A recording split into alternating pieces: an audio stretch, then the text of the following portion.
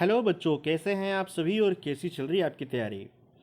मैं आप सभी का हमारे इस वीडियो लेक्चर में बहुत बहुत स्वागत करता हूं। आज का जो हमारा लेक्चर है वो आपकी क्लास 10 से रिलेटेड है, जिसमें क्लास 10 का जो सिविक्स वाला पोर्शन है, यानी कि नागरिक शास्त्र वाला जो पोर्शन है, जिसको आप पॉलिटिकल साइंस या राजनीतिक विज्ञान के नाम से जानते हैं, उसका चैप्टर नंबर 2 ये लिया गया है दोस्तों। आप देख सकते हो, जिसमें हम लोग देखेंगे संविधान के बारे में, शासन व्यवस्था के बारे में और सामाजिक सरोकार के बारे में। तो पिछले चैप्टर में मैंने आप सभी को बता दिया कि संविधान का निर्माण कैसे हुआ है। इसके बारे में हम ऑलरेडी पढ़ चुके हैं कि किस प्रकार से संविधान का निर्माण किया गया है, और संविधान के निर्माण में जो प्रस्तावना होती है उसके मूलभूत बातों के बारे में भी हमने स्टडी कर लिया है। तो आज का जो हमारा लेक्चर है वो कम्प्लीटली डिपेंड रहेगा शासन व्यवस्था यानी कि गवर्नेंस के ऊपर। ओके दोस्तों, जो कि काफ़ी ज़्यादा इंपॉर्टेंट है। और ये जो लेक्चर है, आप जो पीएससी की अगर तैयारी कर रहे हो, मान लो आपके कोई रिलेटिव में कोई तैयारी कर रहा है, आप उसको भी बता सकते हो, क्योंकि उसके प्रीलिम के एग्ज़ाम में भी काम आएगा, साथ ही उसके मेंस के एग्ज़ाम में भी काम आएगा। साथ ही अगर आप यूपीएससी के आंसर राइटिंग के एग्ज़ाम दे रहे हो तो उसमें भी ये काम आएगा। और जितने भी एग्ज़ाम जिसमें पॉलिटिकल साइंस से क्वेश्चन आते हैं, यानी कि कॉन्स्टिट्यूशन, संविधान से क्वेश्चन आते हैं, उन सब में इनमें से बहुत महत्वपूर्ण क्वेश्चन उठेंगे। तो आइए लेक्चर की शुरुआत करते हैं। यह लेक्चर कई सीरीज़ में कंप्लीट होगा, तो हम आज लेक्चर 1 ले रहे हैं। तो देखिए दोस्तों, हमारा पहला बिंदु है, यहाँ पे हम पहला बिंदु इसको स्टार्ट करना चाहेंगे। पहला बिंदु है हमारा संविधान में राजनीतिक संस्थाओं की संरचना। सबसे पहले हम देखेंगे शक्ति का विकेंद्रीकरण। अब देखिए, शक्ति का विकेंद्रीकरण का सिद्धांत क्या है, यानी डिसेंट्रलाइजेशन ऑफ पावर के बारे में हम देखेंगे। देखिए दोस्तों, क्या होता है, अगर मान लीजिए कि किसी की सत्ता जो है किसी एक इंसान के हाथ में आ जाती है, उसे कहा जाता है शक्ति का केंद्रीकरण। जैसे एग्जाम्पल के लिए जर्मनी में हिटलर के हाथों में सत्ता आ गई थी। उसने क्या किया, वहाँ के संविधान को पूरी तरीके से पलट के रख दिया।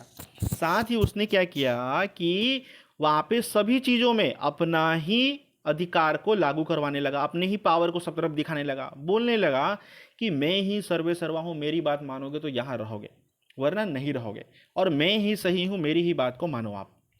तो ऐसे में क्या होता है, किसी एक के हाथों में अगर सत्ता आ जाती है तो ऐसी सरकार या ऐसी सत्ता क्या हो जाती है, निरंकुश हो जाती है दोस्तों। कैसी सत्ता हो जाती है, निरंकुश सत्ता हो जाती है। इसके लिए क्या जरूरी है, लोकतंत्र को मजबूत अगर आपको करना है तो सत्ता का विकेंद्रीकरण बहुत आवश्यक है, यानी डिसेंट्रलाइजेशन ऑफ पावर, यानी शक्ति को आपको बांटना पड़ेगा, सेपरेशन ऑफ पावर्स करना पड़ेगा।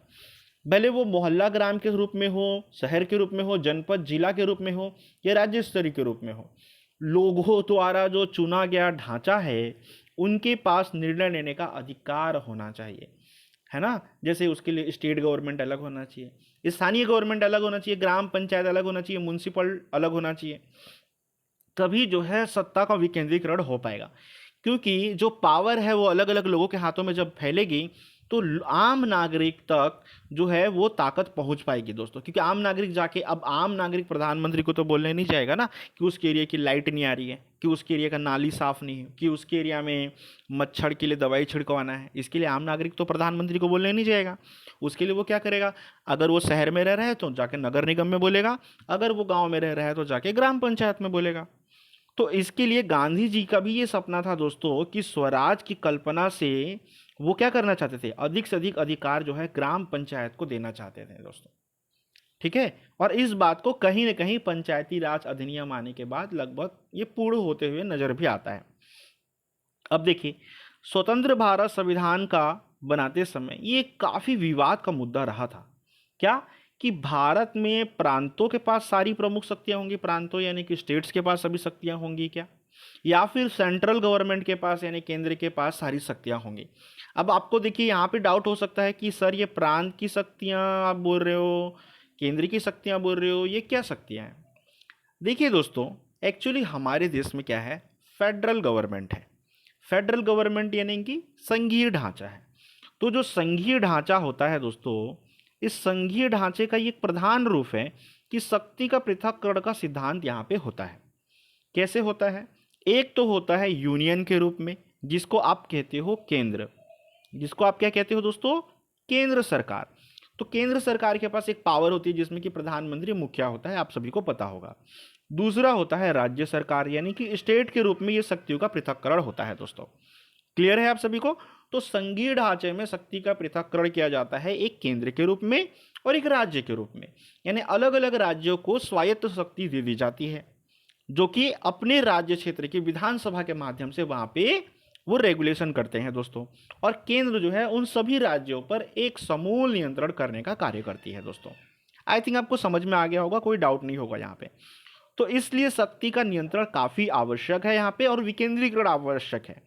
तो पहले तो ये बात कही गई थी कि हम केंद्र को क्या करेंगे, केंद्र को भी कुछ शक्ति दे देंगे, यानी कि विदेश की पावर, रक्षा की पावर और कुछ नीतियों की पावर केंद्र को दे देंगे, बाकी सभी शक्तियां राज्यों के हाथों में होगी।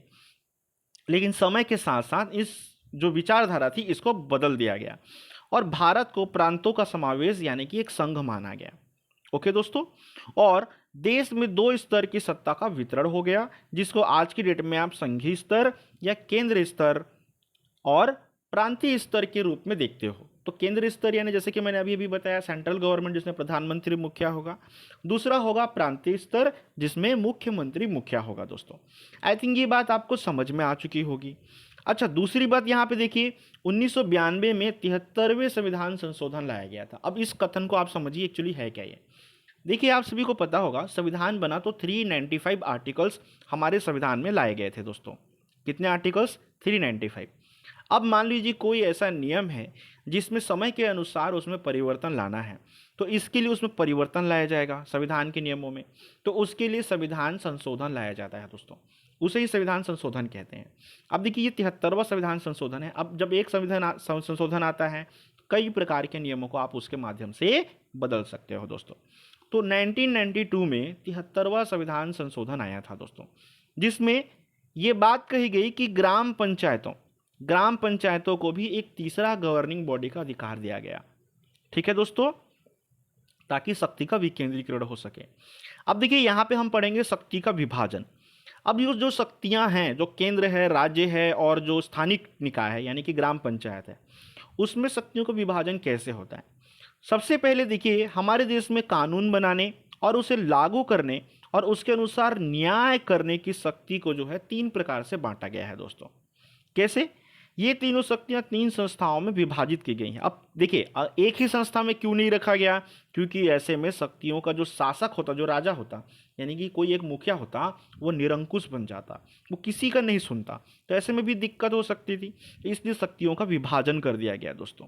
अब शक्ति के विभाजन का अर्थ है इन शक्तियों को अलग अलग करना, यानी स्वतंत्र संस्थाओं को सौंप देना।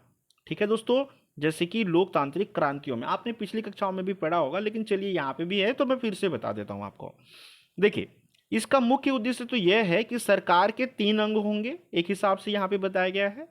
पहला होगा विधायिका, जिसे आप लेजिस्लेचर के नाम से जानते हैं। दूसरा होगा कार्यपालिका, जिसे आप एग्जीक्यूटिव के नाम से जानते हैं। तीसरा होगा न्यायपालिका, जिसे आप जुडिशरी के नाम से जानते हैं। अच्छा सर, तो विधायिका क्या काम करेगी? तो देखिए, विधायिका जो है वो कानून बनाने का काम करेगी, नीति बनाने का काम करेगी। अगर आपको जानना है कैसे नीति कानून बनाएंगी, तो आपको मेरे क्लास 8 का पूरा लेक्चर देखना पड़ेगा दोस्तों, जो कि आपको मेरे प्लेलिस्ट में मिल जाएगा। सीजी क्लास 8 के नाम से प्लेलिस्ट है। दूसरा, उसके बाद है कार्यपालिका। कार्यपालिका क्या करेगी, यानी एग्जीक्यूटिव क्या करेगी? जो विधायिका ने कानून और नीतियां बना दी, उस नीतियों को कार्यपालिका क्रियान्वयन करेगी, यानी उसको लागू करने का काम करेगी पूरे देश के अंदर। और अगर मान लीजिए विधायिका के बनाए हुए नियमों में कोई त्रुटि है या कार्यपालिका के लागू किए जाने की प्रक्रिया में कोई खराबी है, तो उसके लिए न्यायपालिका होगी, जो उनको जो है आम नागरिक को न्याय देने का काम करेगी दोस्तों। अब देखिए, हम देखेंगे शक्ति पृथक्करण का सिद्धांत। शक्ति बहुत महत्वपूर्ण है, ये आपके यूपीएससी के मेंस में भी पूछा जाता है और पीएससी में भी पूछा जाता है दोस्तों। तो बड़े ध्यान से देखिएगा, आपको बहुत ज़्यादा काम आएगा। यूपीएससी के एग्जाम के बारे में अगर आप नहीं जानते तो मैं बता दूं आपको, ये आईएएस का एग्जाम होता है, आईएएस आईपीएस की तैयारी की जाती है इसमें। शक्ति पृथक्करण का सिद्धांत क्या होता है, देखिए दोस्तों। इसके अनुसार कार्यपालिका, विधायिका और न्यायपालिका, इन तीनों में प्रत्येक अपने अपने कार्य क्षेत्र में स्वतंत्र होते हैं दोस्तों, लेकिन उसे किसी अन्य पर नियंत्रण की शक्ति प्राप्त नहीं होती है। लेकिन यहाँ सच्चाई यह नहीं है, सच्चाई यह है कि तीनों के काम एक दूसरे पर ही निर्भर करते हैं और अगर एक दूसरे पर निर्भर करते हैं तो एक दूसरे का सहयोग लेना पड़ेगा और एक दूसरे का इंटरफेयर भी होगा, तो उन्हें मिलकर चलना ही होता है दोस्तों। तो भारत में सीमित शक्ति पृथक्करण का सिद्धांत को अपनाया गया है। पूरे तरीके से शक्ति पृथक्करण का जो अधिकार है वो नहीं अपनाया गया। तो ये एक एमसीक्यू का क्वेश्चन बनता है आपसे कि भारत में कैसा सिद्धांत स्थापित है, सीमित शक्ति पृथक्करण का सिद्धांत। अब यहाँ पे क्या होता है, जो संसदीय लोकतंत्र है हमारे देश में, यह न्यायपालिका की स्वतंत्रता तो पूर्ण है दोस्तों, ऐसा कहा जाता है। लेकिन फिर भी मैं आपको बता दूं कि जो जजों की नियुक्ति होती है वो कहीं ना कहीं कार्यपालिका के माध्यम से होती है दोस्तों, यानी मंत्रिमंडल मंत्रिपरिषद के माध्यम से होती है। लेकिन जो विधायिका और कार्यपालिका होती है एक दूसरे पर निर्भर करते हैं दोस्तों, क्योंकि विधायिका में कौन होंगे भाई, आपके सांसद होंगे जिनको आपने चुन करके भेजा है लोकसभा में, वो कानून बनाएंगे और उनको लागू करने का काम कौन करेगा, पीएम सीएम और डीएम करेगा दोस्तों। ठीक है, तो इस प्रकार की जो प्रणाली होती है, इस प्रणाली में कार्यपालिका यानी मंत्रिपरिषद हो गया, विधायिका यानी संसद हो गया का ही अंग होता है। जो कार्यपालिका है विधायिका का ही अंग है, ऑब्वियस सी बात है, क्योंकि पीएम सीएम कहाँ बैठेंगे भाई, पीएम तो वहीं बैठेगा ना विधायिका में। ओके, तो मंत्रिपरिषद के सदस्य संसद के भी सदस्य होते हैं दोस्तों। मंत्रिपरिषद के सदस्य किसके सदस्य होते हैं, संसद के सदस्य होते हैं। मंत्रिपरिषद कौन है, कार्यपालिका है, वो संसद के सदस्य होते हैं, यानी कानून बनेगा तो भी वो लोग बैठेंगे और उसके प्रति जवाबदेही होते हैं। तो ये क्वेश्चन एमसीक्यू में पूछा जाता है दोस्तों कि मंत्रिपरिषद के सदस्य किसके प्रति जवाबदेही होते हैं, तो वो संसद के प्रति जवाबदेही होते हैं। आई थिंक आपको समझ में आ गया होगा। अब देखिए दूसरी ओर कार्यपालिका जिसका अध्यक्ष राष्ट्रपति होगा, तो कार्यपालिका का अध्यक्ष कौन होगा, राष्ट्रपति होगा। वह संसद के सत्र को आहूत कर सकता है, यानी संसद के सत्र को बुला सकता है दोस्तों। संसद के सत्र को क्या कर सकता है, बुला सकता है। कौन बुला सकता है, राष्ट्रपति बुला सकता है। और क्या कर सकता है, अन्य तरीकों से विधायिका के कार्य क्षेत्र में नियंत्रण भी कर सकता है, हस्तक्षेप भी कर सकता है दोस्तों। ठीक है, कोई भी तरीके से विधायिका अपने मनमाना कानून बना देती है, मान लो, वो राष्ट्रपति के पास तो जाएगा ही जाएगा, तो राष्ट्रपति उस कानून को फिर से विचार करने के लिए संसद में भेज सकता है दोस्तों। यह राष्ट्रपति को अधिकार है। ओके, अब यहाँ पे देखिए क्या है, यानी कार्यपालिका और विधायिका दोनों एक दूसरे के साथ होते हैं। कार्यपालिका का अध्यक्ष कौन, राष्ट्रपति। संसद का सत्र आहूत कौन करेगा, यानी विधायिका कौन बुलाएगा, राष्ट्रपति। संसद को भंग कौन कर सकता है, राष्ट्रपति, विशेष परिस्थिति में। विधायिका पे कंट्रोल कौन कर सकता है, राष्ट्रपति। तो कार्यपालिका और विधायिका आपस में संबंधित हुए ना दोस्तों। अब हम अगले लेक्चर में संघीय विधायिका के बारे में पढ़ेंगे दोस्तों।